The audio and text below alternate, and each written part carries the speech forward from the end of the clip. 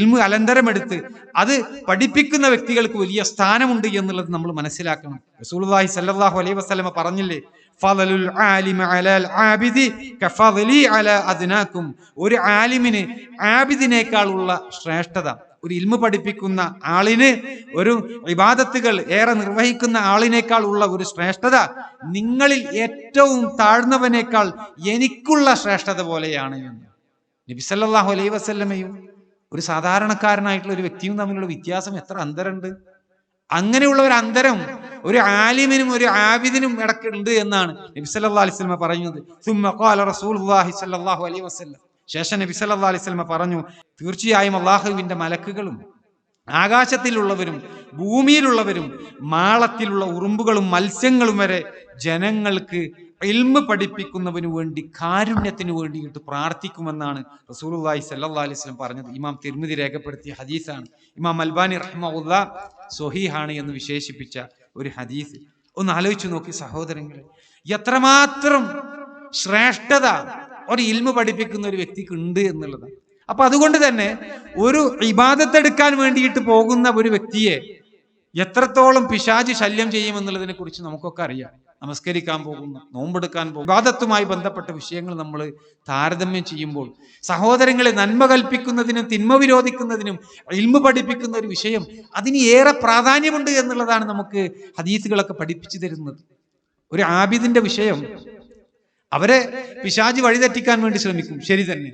എന്നാൽ ഒരു ആലിമിനെയോ അവർക്ക് ഒരുപാട് തെറ്റായിട്ടുള്ള വിഷയങ്ങൾ പറഞ്ഞുകൊണ്ട്, പഠിപ്പിച്ചുകൊണ്ട്, വസ്വാസുകൾ ഇട്ടുകൊണ്ട് ഈ മാർഗത്തിൽ നിന്ന് തെറ്റിക്കാൻ വേണ്ടിയിട്ട് പിശാച് പരിശ്രമിക്കും.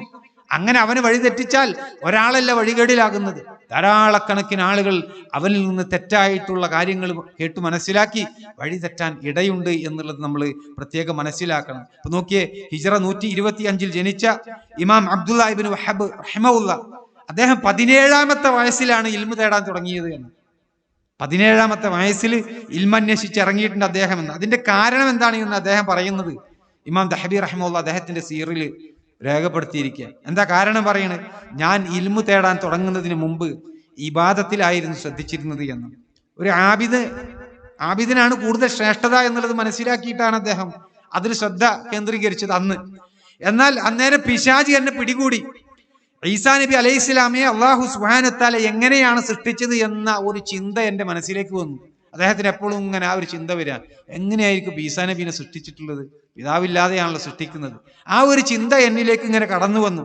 ഞാനതൊരു പണ്ഡിതനോട് ചോദിച്ചു, എങ്ങനെയാ ഇപ്പൊ ഈസാ നബി അലൈഹി ഇസ്ലാമെ അള്ളാഹു സൃഷ്ടിച്ചിട്ടുള്ളത് എന്ന്. ആ ഒരു കാര്യം, അതിനെക്കുറിച്ചുള്ള ഒരു വസ്വാസ് അദ്ദേഹത്തിന് ഉണ്ടായപ്പോൾ ഒരു പണ്ഡിതനോട് ആ കാര്യം ചോദിച്ചറിയാണ്. അദ്ദേഹം പറഞ്ഞു, ഇബ്നു വഹാബ്, താങ്കൾ പോയിട്ട് ഇൽമു തേടണം, നിങ്ങൾ ഇൽമ അന്വേഷിക്കണം. അങ്ങനെയാണ് ഞാൻ ഇൽമു തേടാൻ വേണ്ടി തുടങ്ങിയത് എന്ന് അദ്ദേഹത്തെക്കുറിച്ച്, അദ്ദേഹം വലിയ പണ്ഡിതനായിട്ട് മാറുകയാ പിന്നീട്.